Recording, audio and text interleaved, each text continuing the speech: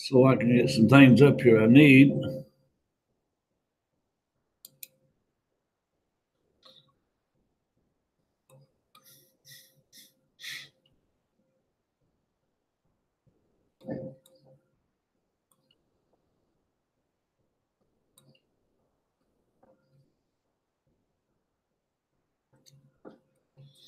We had all 10 here on Tuesday. It looks like we're going to have 5 today, but Tamda had a good excuse.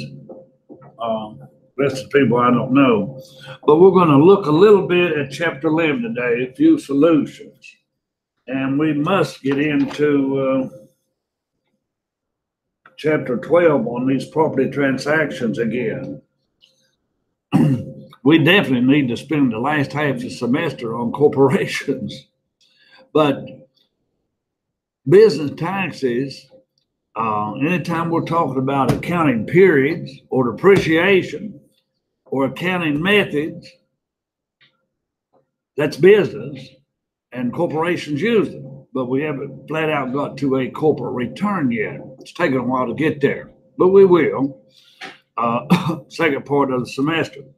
But in this chapter, I hit some highlighted items.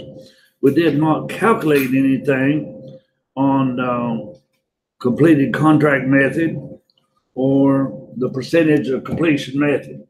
I hope there's a problem where we'll have to do that. We have not calculated anything on installment sales.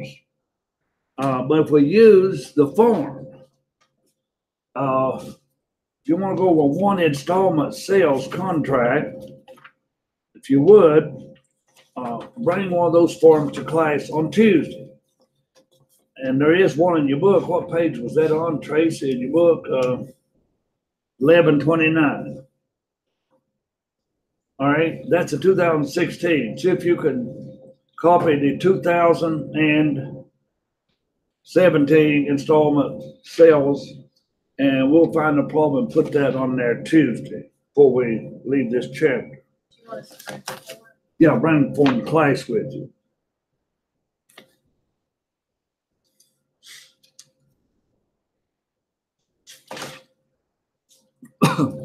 Well, we had VITA again last night.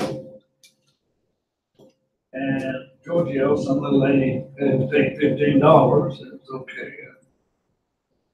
And some little lady left and said she brings home pizza next week. So next week, then we're off a week. We come back after spring break. When is spring break over? March what? We come back March 19th. So it runs from 12th to the 11th to the 17th. Okay. We'll probably have one tax meeting, maybe 2 in March, at most 2, and 2 in April. So after spring break, we'll be probably about 4 nights later. Something tax season. We're not meeting next week. No, we will not meet. We'll meet this week. We will not meet the week of spring break. I didn't want to come in, and I didn't want you all to come in on that week. That's our week off. I think you meant midterm. I think you meant midterm. Well, it's midterm week too, but we have a week off too. So, now next week is midterm. Well, we do have classes. Oh, yeah. Yeah, we'll have classes. We won't have a midterm here. We haven't covered enough material. But I'll just use the one grade that y'all had. I don't have to record any midterm for you all. There's no D's or F's. That's all we have to record, D's and F's. So I don't have to record any for you all. The whole principles class, I have to record D's and F's for 18 people. Is that bad? There'll be a few things, but the worst principles class I've taken. A lot of years. Memory. All right, Olivia, was there anything new happening in taxes last night? Anything new come up on a farm or whatever? The only thing that I had that was new was, it was like a senior citizen tax credit. It was the one that you looked at where she got $1. Yeah, Did you get those credits? this little woman, little lady didn't have a lot of income. You take her standard deduction exemption, she don't owe no tax. But she'd taken out, she had not taken out, an IRA. If she has an IRA, the country charges her $10 fee. And they give it to her as a distribution. Well, she's not 59 and a half, and you pay 10% on that distribution. So IRS wanted $1. 10% of $10, they wanted their dollar. And I just told Olivia to go ahead and file it. IRS wants that dollar that they spend 50 cents a stamp to get it. She'll spend 50 cents a stamp to mail it. So that dollar's gonna cost another dollar. Panda came across one last night. It wouldn't let her go on. And it says, what country? And I said, well, America or United States. She said, it's not listed. And I said, well, type in the address and the zip code, maybe to pick up America. All right, she did that, it didn't pick up America, it would not let her go on. So I sat down and looked at it, and she had a check mark, foreign country. You put a check mark in that front of foreign country, then it wants to put down foreign country. So just uncheck it and it let her go on. They'll have 2 states coming up. That's coming up pretty often, Virginia, West Virginia. Robert, do you have any unique situation? The lady, she felt like she pays taxes.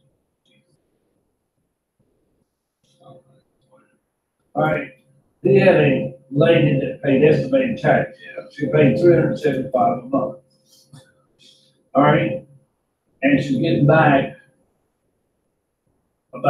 she paid $375 quarterly, and she's getting back about 1/4 of that. So she's paying in 3/4.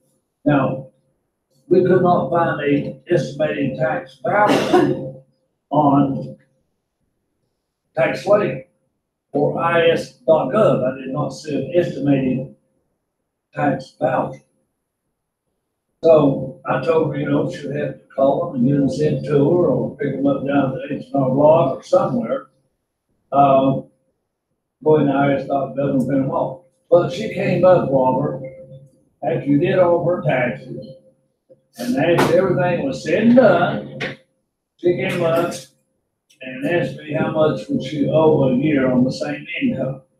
I said, we paid in $375 a month. That's somewhere around, a quarter, that's about $1,500. You're getting back 1/4, that's about $1,100. And I said, how much is your Social Security check? She said, $9,000 a year. I said, why don't you just have Social Security Administration withhold 10% on your Social Security, and you won't have to fool with those estimated tax values. And that's what she's going to do. Okay. All right. So that took care of that little lady. Giorgio, did you come up with any situations last night? And not really, everything was very easy. Well, Giorgio has international friends, and 1 or 2 of his international friends work in somewhere, they may work here. If they got W-2 wages, everything's fine. Social Security is without always taxes. But if they went somewhere and the employer being contract labor, then what I don't think is fair, if they're going back home and they graduate from here, why pay in Social Security here? They'll never draw Social Security in our country. Now, if they're thinking about staying in our country, they do have a Social Security number, and they better pay in that Social Security on that contract labor. But these companies get by cheap. When they just say anybody's contract labor, they are cheating the government. It is illegal. If this person makes over $600 every next 4, let's say 600, and you direct them what to do, where to go, and so forth, when to do it, which insurance. These people would be. Either at a certain time on it. Then you're the employee.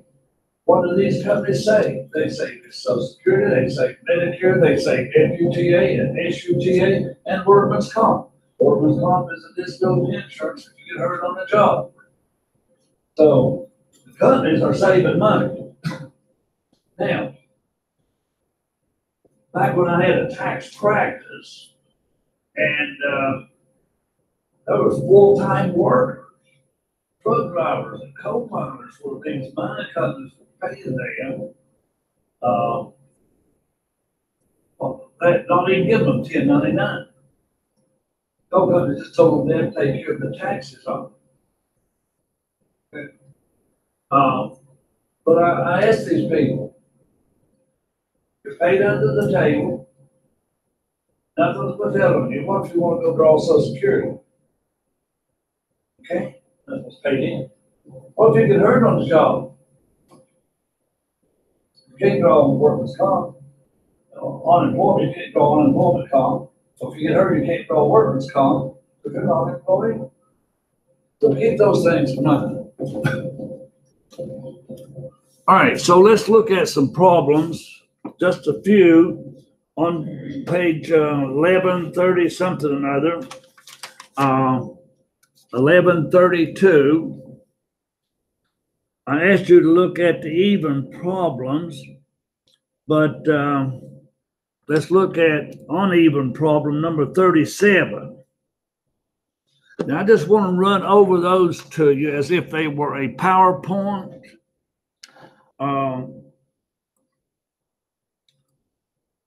To stress those years again. Remember, I'm just using this 37A as something like a PowerPoint. All right, a corporation selects a January 15 year end. All right, not acceptable. Year would have to end on the last day of a month. Okay, I wanted to stress that. The year has to end on the last day of a month.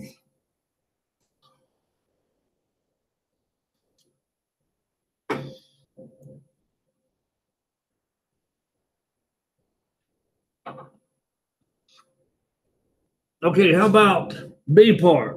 A corporation selects a March 31 year end. Should be okay, no problem.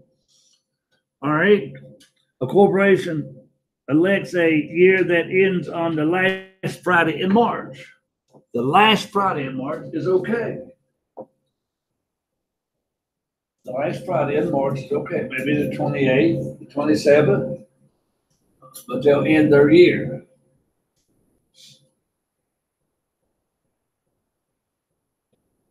Now, D is not acceptable. What is D? A partnership elects a year that ends on December 31st and has three equal partners whose years end on March 31st and April and June. Not acceptable based on the least aggregate deferral of income. The partners, a March 31st year end would be required. The calculation is as follows, which I don't expect you to do that. You won't never have this. Three partners forming a corporation, three partnerships forming another corporation. You'll hardly ever see that happen. But this one takes place on March.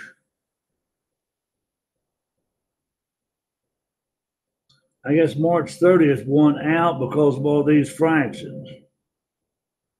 Now, S corporation elects December 31st E, and we know that should be okay.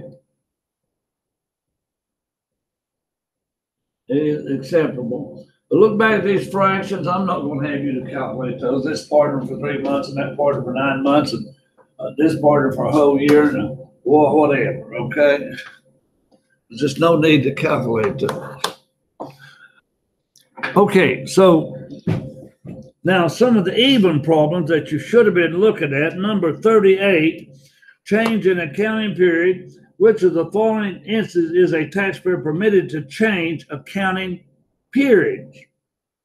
All right, a calendar year taxpayer who wishes to change to a year that ends on the last Friday in December.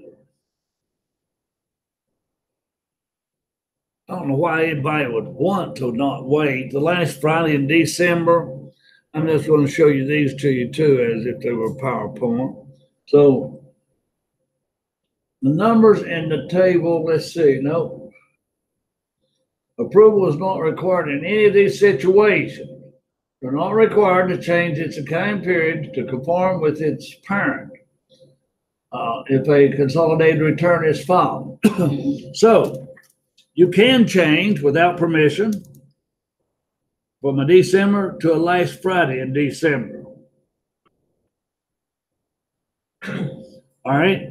If you're a partnership, you have filed its tax return using a fiscal year ending March 31st.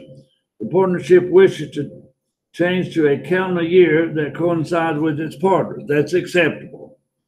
An Iowa corporation, a newly acquired subsidiary, wishes to change its year end to coincide with its parent. So that's okay. If you change to coincide with everybody, that definitely meets IRS's requirement. All right, short returns on number 40.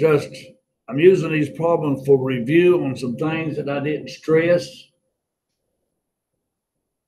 But number 40, let's look at that one. Lavanya, a single taxpayer, is practicing accountant. She obtains permission to change her tax year from the calendar to a year ending July. Her $3,000 of interest income and $6,500 of itemized deductions, she is entitled to one exemption. What is the tax for the short period? Okay, I don't like going around and changing. Now look at this. Her modified taxable income, practice income, her interest was $3,000. It's $6,000 divided by 2, I guess. Her itemized deductions, how much did she say her itemized deductions were? Up to that point. That was okay if they're up to that point. Now her exemption is 7/12. Where do we get 7/12? All right, she wanted to change to July the 31st, right? So you only get 7 months. It's the only time you ever have to fraction exemption. Now, if this was itemized deduction for the year, but you don't know yet because the year is not ended, only 7 months. This was itemized deduction for the month. Well, if we knew the itemized deduction for the year, it'd have been times 7/12. All right. And if her income was only per month, it would have been multiplied by 7. But here's what she made in the first 7 months. Interest, if that was for the year, then it is half, which is 3. Or if it's paid, it's 3.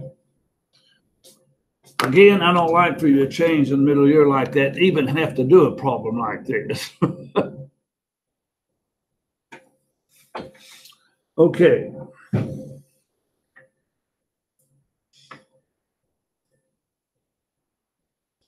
I want all of you to read number 41.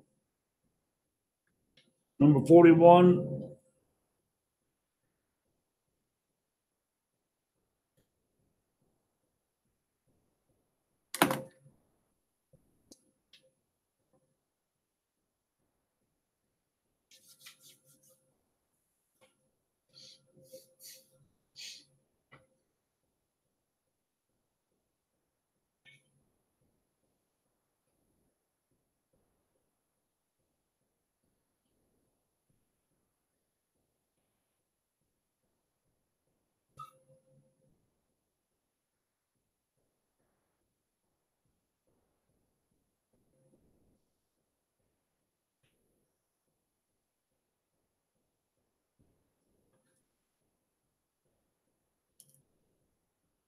Okay, Giorgio, giving you A part. Medical prescriptions costing $20 paid by credit card. Medical expenses already exceed the 10% of the AGI.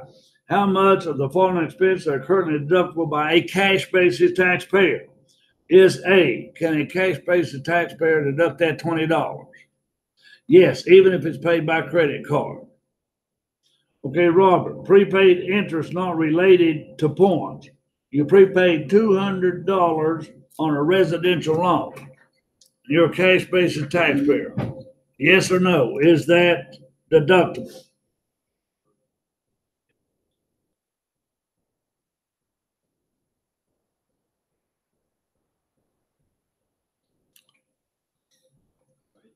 All right.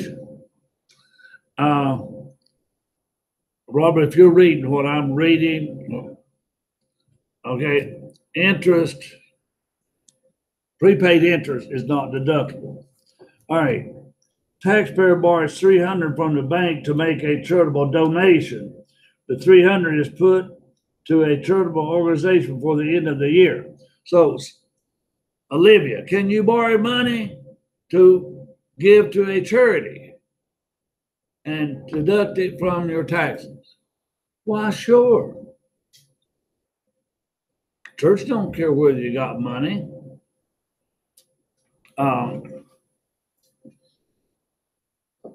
If you won the lottery, your church take 2% of the offering to them? Like most of them would, Trace, even though lottery is gambling. They probably take most. Might be an exception or two. Okay.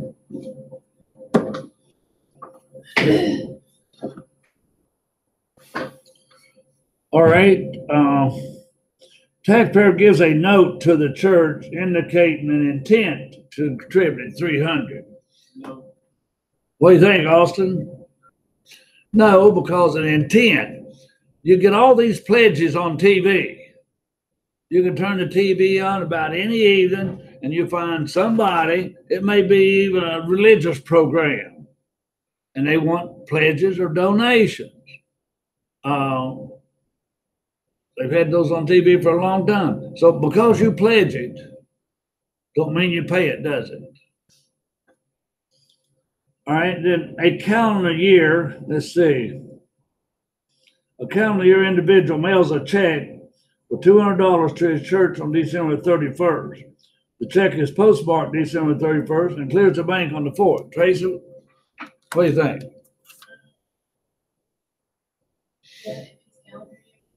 Well, let's look.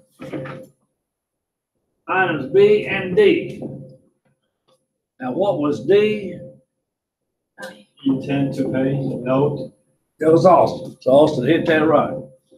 So the rest of them, Tracy, yours was okay. It was deducted. A check mailed and postmarked before year end constitutes pay. Well, what if it doesn't clear as the bank until January 4th? That's okay. That means you can't get the cash until January 4th. The church can't. That's okay. And that usually happens during holidays. But as long as that check's in the church's hand on December 31st, you gotta pay. Check and credit card means pay. Right here, this credit card, you may not pay that. You may just default on that, you know. But still, you gotta take it off as a charity. I wouldn't go out and cancel that check after I took it off for charity. Some people might. Okay, that's clearing up a few. What is cash when you pay it? Credit card and check is cash for charitable donations. I'm not worried about economic performance, but I want you to look at number 43. Which of the following costs must be included in inventory? All right. Giorgio, is raw materials in inventory? Sure. How about advertising? Robert? That part of the cost of your inventory? No. Olivia, is payroll taxes for factory employees? All right, that is factory overhead, that is part of your product. Austin, how about research and development costs? Not part of your product. Factory insurance, Tracy?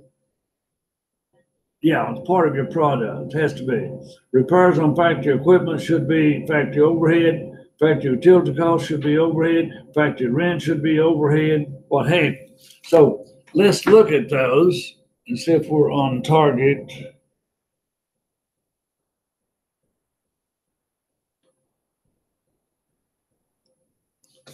All right.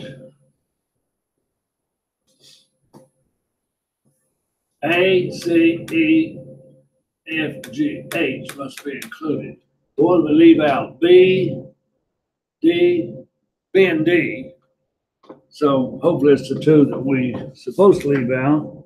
Advertising is B and D is R and E, I guess, expenditures.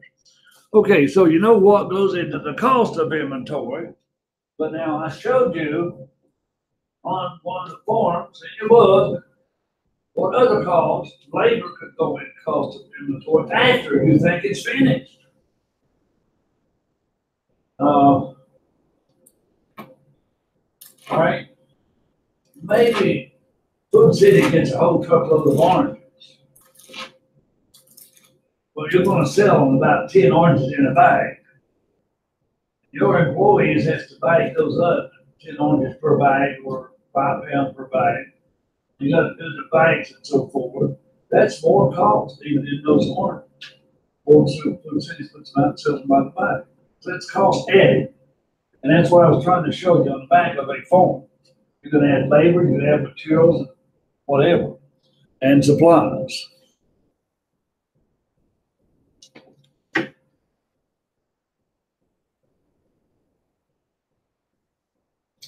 All right, try number 45.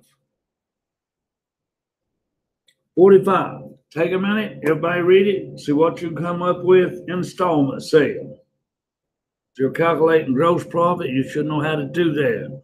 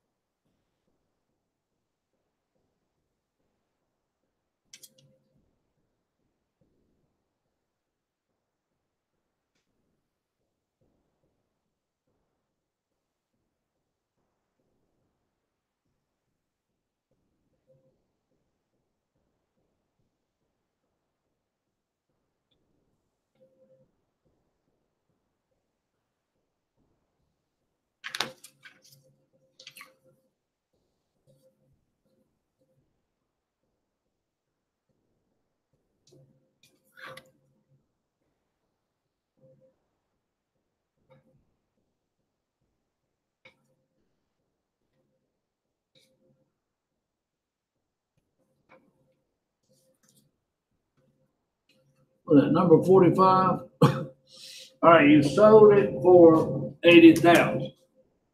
Your cost was 900 minus accumulated depreciation. Your basis is 0. Your gain is section 1245 gain of 80. You remember what the section 1245 was? 1231? 1245 means they're gonna be taxed on it, right? Now, had you had, let's see, you'd have to sell it for more than 900,000 to have section 1231 gain, which is long term. So this would be all capital, recapture. Okay, so whatever the question was, all 800 and only the interest. So what was C question? What income does Ace report in each of the next 3 years? C, only the interest. All right, and I'm going to give you a few problems. We need to get on to another chapter today. But now, what is the number of that installment form? It's 6252. So I definitely want you to bring that form in Tuesday, a blank, and you're going to have one filled out. So try to look at particular problems. Try to look at problem 49, 51, input and interest, 52, change in accounting method, 54, change to LIFO, and 56. Now, I want you to do this tax form problem number 60. And that's where you will fill out just installment sales contract 6252. If you can't do it, we'll do it twice together. Okay? All right, these next two chapters are adding on to, I'll get rid of these solutions here. If anybody is,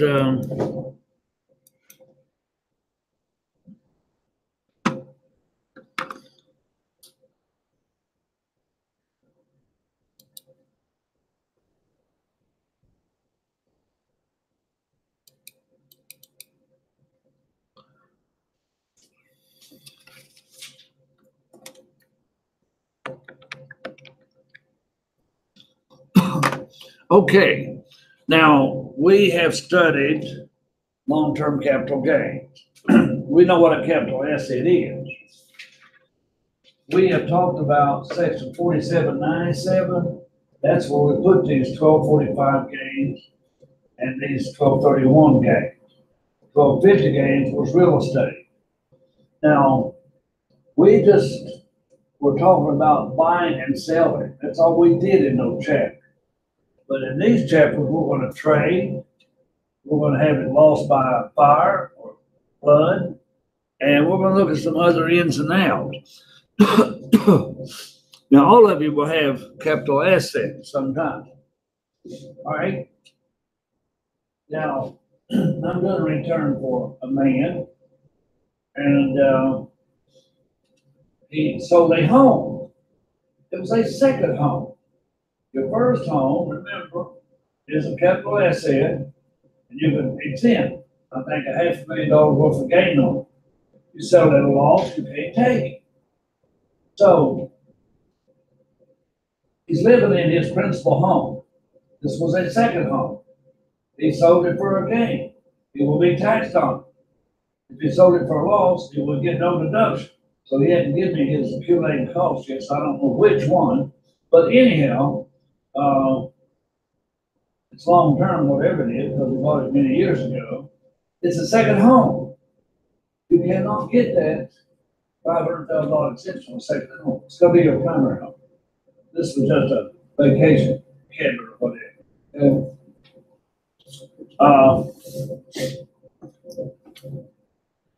All right, so let's look at page 2, like-kind exchanges. All right, page 12, 2, look at like-kind exchange. Now,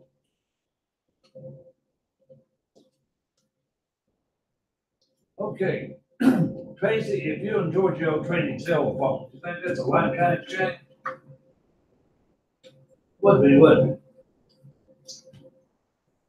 All right, Robert, if you traded your laptop for this big old stand-up computer under here, CPU, I guess, central processing unit. Is your laptop for CPU a like-kind exchange?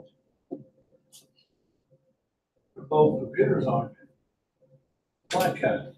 Now, here's the one that will quote you on like-kind exchange. A bull or a cow is not like-kind exchange, according to our ratings. And it may bring down too. I don't know why they say they use for different purposes. Bull for rating and the cow for something else. Okay, but not like-kind. But you know, an apartment building in Bluefield, West Virginia, it's okay if we trade it for a farm somewhere down in Mercer County. That would be like kind. So let's look at some of these things that. Okay, page 2. Character of the property. To be an untaxable exchange under 1031, the property exchange must be like kind. Now, you can exchange like kind property, not pay taxes on it. Eric owns an apartment building held for investment. He exchanges the building for farmland to be used in trade or business. The exchange is like kind because both the building and the farmland are classified as real property. So real property for real property is like kind.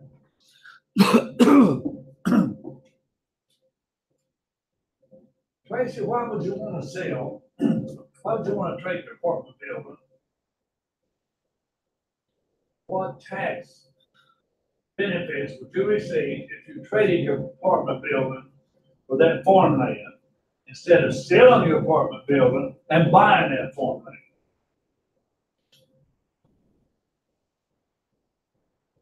If you sell your apartment building, what are you going to have to do? If you had a gain, what? Pay taxes on it. But if you trade it for like kind of property, no tax. All right, so you want to save taxes by trading. Now be careful when you get booked. What do you get booked? Now let's say the basis of his apartment was 100,000, and he trades it for a farm that's worth 125. They trade even. His basis is still 100. Now if you have to give 10,000 booked, his basis is 110. Okay. And it's the fair market value that we're trading of the apartment building, farmland, the whole world. It's always fair market.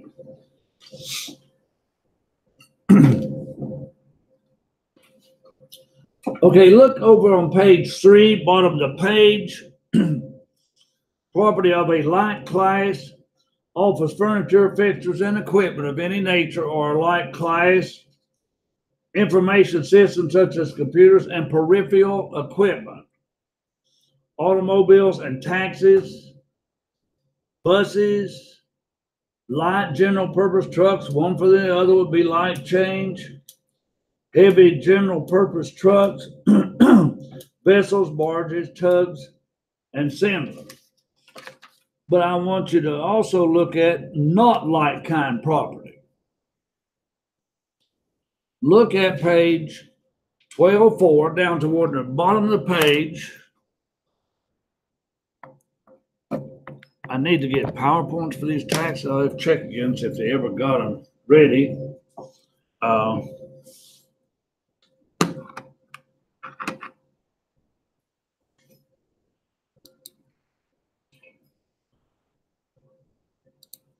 I've got these poor people out here.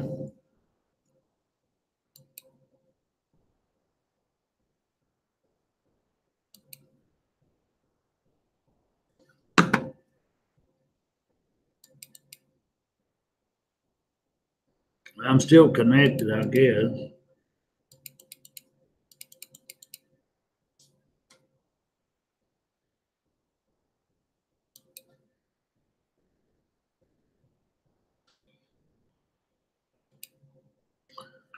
I don't even know if I ever started recording. I didn't hide it and hid it.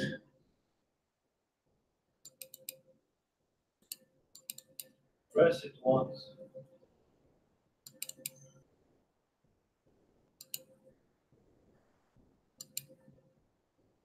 Yeah, it's recording, so because it stopped recording, I'll just leave it where it is, not mess with it. That's where I miss flipping from students to everybody else. They just won't see who's here today. But anyhow, like kind exchanges has its places in the tax world. But now if you look at the non-like kind exchanges on page 4, non-like kind property, an exchange of inventory or securities does not qualify a like kind exchange. An exchange of inventory or securities. All right, you cannot exchange inventory from one store to another and call it like kind exchange. You can read these examples. An exchange of and or securities does not qualify. But look at exchange of securities on page 5. The like kind exchange rules do not apply to stock, bonds, or notes. However, section 1036 provides that no gain or loss is recognized on the exchange of common stock for common stock or preferred stock in the same corporation. So, the only like kind change you get on stock is what they pointed out. You can exchange your common A for common B, or your common A for preferred, or your preferred for common, and they're like kind. It has to be the same company, though. So you can't trade Ford stock for Chrysler or General Motors. You got to trade Ford stock for Ford stock. Okay, now that's the general rules on like kind. Three-party exchanges, I don't like those. All right, now starting on page 6, we've got to look at receive and boot, and we've got to look at give and boot, and we've got to look at basis. So maybe I can use OneNote. So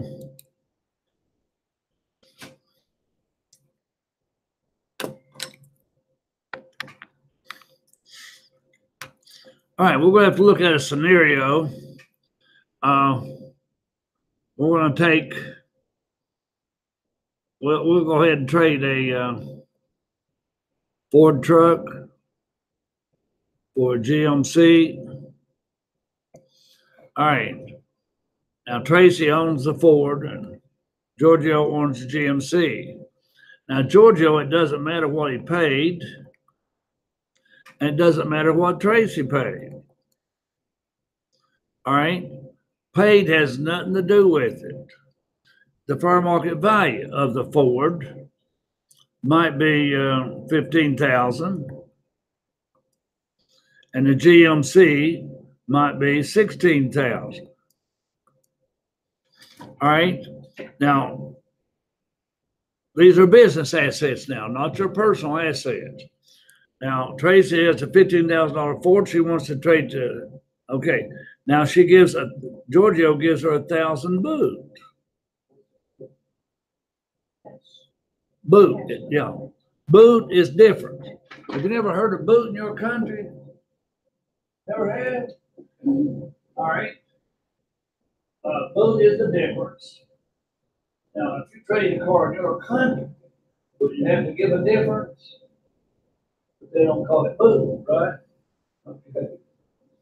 All right. Anyway, Giorgio is going to take the $1,000 and the Ford truck. Now, first off, Tracy is buying a GMC, right? What is her basis? Wait a minute. Nobody gets turned around. Let's just start up. Giorgio, you own the GMC, and you own the Ford. All right, you're going to give him your Ford at $1,000. So now, what is her basis? If she gives her Ford at $1,000, 16. Did you have any gain or loss? No. What if she doesn't pay them? But she ain't going to gain. Well, y'all wouldn't trade. She don't pay you good. You don't trade with her. Trade with somebody else. All right. Now, Giorgio's got the Ford. Giorgio's got the Ford. What's his basis in the Ford? All right. But he got cash. It would have been 16 if they trade even, but he got cash. So his basis will be 15 when he gets to Ford. All right, now, folks, you may have to give boot, you may receive boot. So you're going to have to be careful with some of these examples and read all the examples. Now, if you receive boot, now look at this situation real quick. Back to the Ford and the the GMC. Now, let's say Giorgio had to have $3,000 booked. Now Giorgio's getting 15 plus 3. How much is Giorgio getting? What was his basis? So how much is he going to be taxed on? So he'll be taxed on boot if it's above your basis. If the fair market value of the old vehicle and the boot is above your basis. Okay?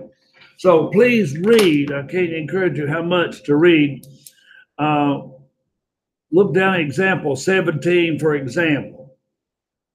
Mario exchanged his business equipment with $50,000 adjusted basis for $10,000 cash and business equipment with a $65,000 fair market value. Well, what's he receiving? 65 plus 10. He's receiving 75. The realized gain is 25. The recognized gain is 10. The difference, the cash. Because the 10,000 in boot received is less than the 25,000 realized. So it's the cash he's going to be taxed on. He realized the gain of 25, but he only recognizes 10. His basis is still 50. His basis is still 50. All right. Now, 18, Murray exchanges business equipment with a $70,000 adjusted basis for 20,000 cash and business equipment with a 65 fair market value. So what'd you get? 65 plus 20. How much does that make? 85. 85 minus 70, her basis leaves her how much? 15. All right, now how much cash did she receive? 20. How much is she going to be taxed on? 15. All right. So you'll catch on to these as we go along. All right. Now, if you look at page 7, basis of property received in a non-taxable exchange equals basis of property exchange minus boot received plus gain recognized minus loss recognized. Now that's saying too much. We'll work it out in problems and you'll see it better than what it's said.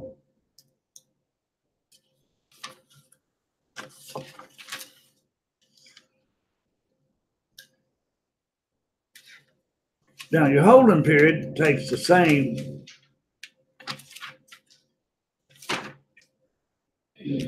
All right, on page 8 or 9, I'm skipping some of these what if situations, but holding period at the bottom of page 9. Now Tracy bought that Ford in 2015, and Giorgio bought that GMC in 2016.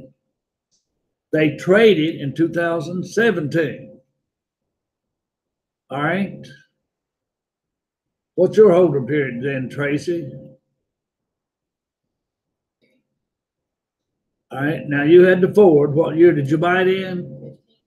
That stays your holding period. What period? When What? she goes to GMC still. Don't matter. Her holding period is 2015. And your holding period is still 2016. Now, what does it matter about a holding period? What does it matter about how long she owns that GMC? Not really. You wouldn't appreciate it, yeah. Is it going to be long-term capital gain or short-term capital gain? Short-term, long-term capital gain is only taxed at 15%. Short-term capital gain will be taxed up to 35%. So it's the tax difference. You want long-term gain if you can get it. So holding period is important.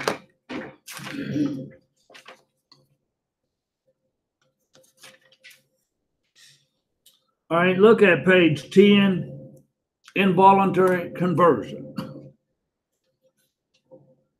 Austin, did you ever lose anything involuntarily? Not that I can think of. What? Not that I can think of. Ever did have a car wreck? All right. So what causes involuntary conversion? Involuntary. What causes an involuntary conversion? Accidents, you end up with a different car. Fire burned your house down, you end up with a different house. Whatever Dead, same thing. Okay, again, all of your casualty losses are involuntary, hopefully. Some people have fires that are not involuntary, but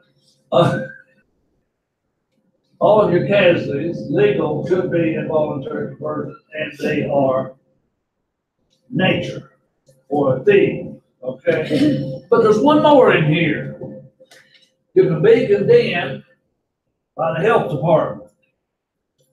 All right, like Olivia back there, she's living in a mobile home and it is so nasty, the health department could condemn it. All right.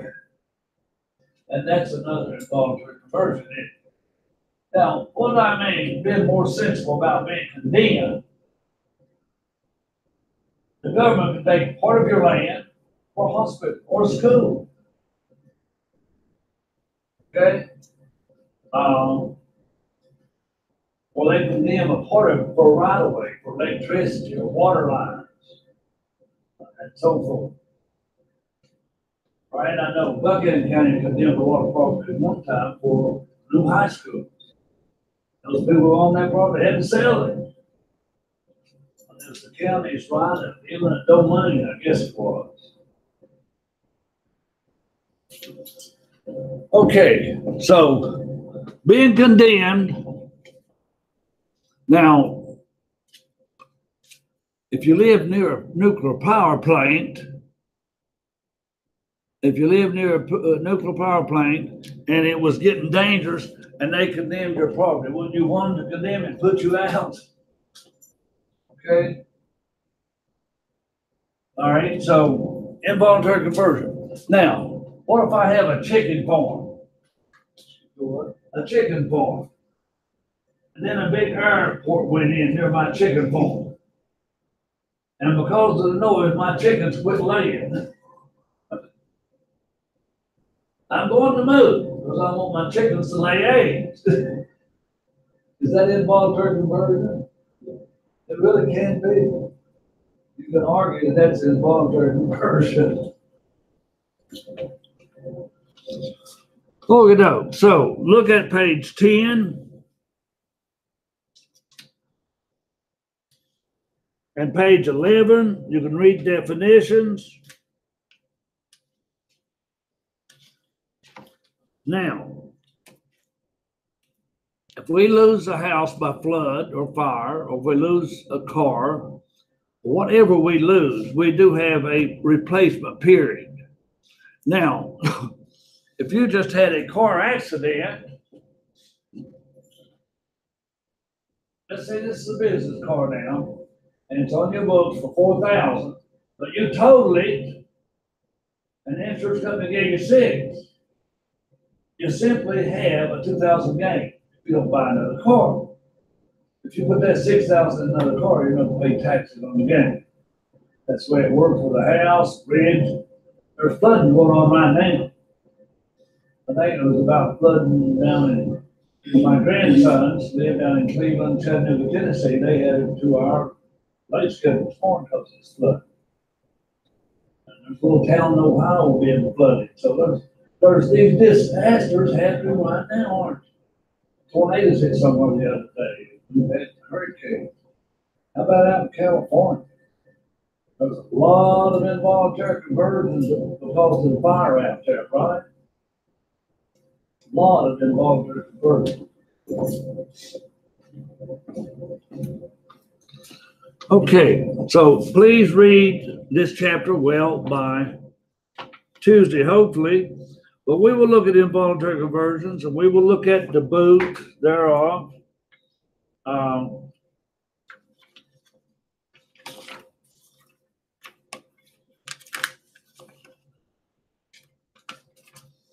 Okay, the next section in here, we'll talk about replacement property and then some property has to be replaced by the end. Okay, let's say you lose property January 2018. You have to the end of the next tax year, not 18, but the end of 2019 to replace that property. You have a year after the end of the year that the actually happened there. Maybe one exception, if it's some kind of fire loss, you have 2 years after the end of the year that it happened in. So if an involuntary conversion happened in December 2018, you have until December 2019. If it happened in November 2018, you have to December. If it happened in July 2018, you have until December. Okay. You got that next year, no matter what time it happened this year. Okay, so some of you follow me on that one. Now let's look at principal home. I thought we looked at this before. If we did, it must have been very little. All right. I want to find some amounts here. All the home. I thought we'd looked this up before. All right. I want you to look at page 1216, the first paragraph, the last sentence.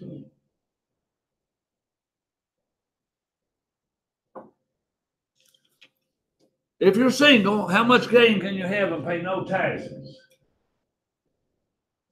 If you're single, how much gain can you have and pay no taxes? Look at the first paragraph I told you. Let me back up.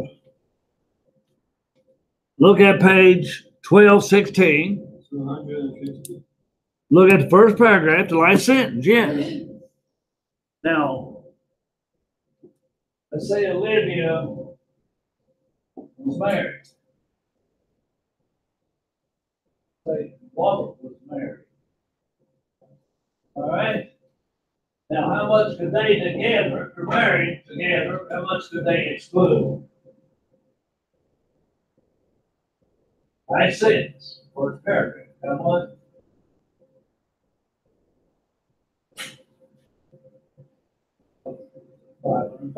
Last sentence, first paragraph.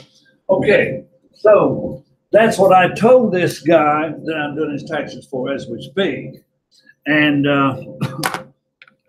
anyhow, his principal home. Sale or principal resident is the title of this section.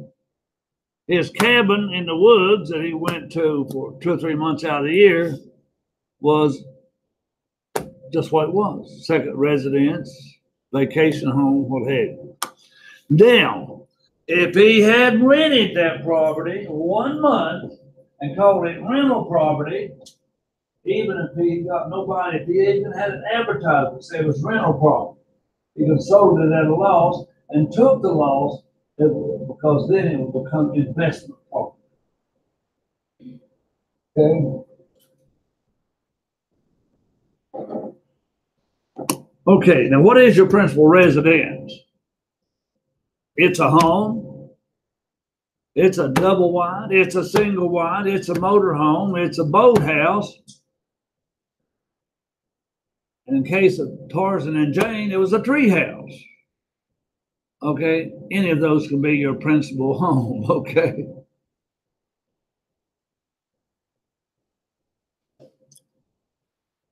All right, and you got to know your basis and your principal residence. What is it? A lot of people do not keep up with their basis. Buy a home and pay the driveway. You can write it down. That adds to your basis. When you first bought that home, you may have had new windows put on, new roofs. That adds to that basis when you first bought it. 2 years down the road, it becomes repair and maintenance. When you first buy a home, get ready, that adds to the basis. You put out structure, that adds to the basis. If you build in the carport into a sunroom, that adds to the basis. People don't keep up with that. And they should. So if you're buy a house, keep a separate folder and keep all, of course, the expenses down somewhere. All right, this is an important section on the principal residence because the American dream is to own a home. All right, What is the Georgia dream there? Georgia? Really have like a nationwide dream thing. Just to survive. To survive. But now, the American dream is on the home. And I guess, now, put your kids through college. They just go through high school, but still done the nigger. Yes.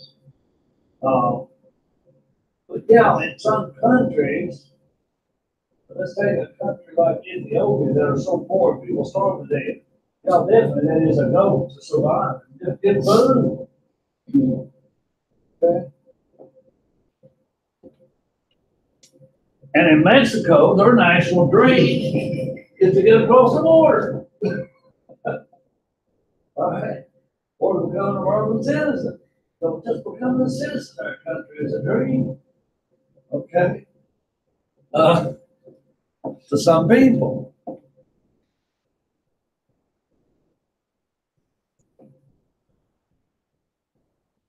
Now, Giorgio's country is not a bad country, and Lorenzo's from Italy. And now Giorgio will tell you his country has a lot of benefits, but you would also say some of these Americans have it made and don't know it, wouldn't you?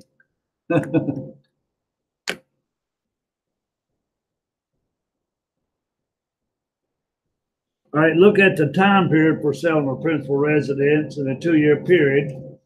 And now that's what this chapter is about. 3 things. 1, like kind exchanges. 2, involuntary conversion. 3, sell up your home.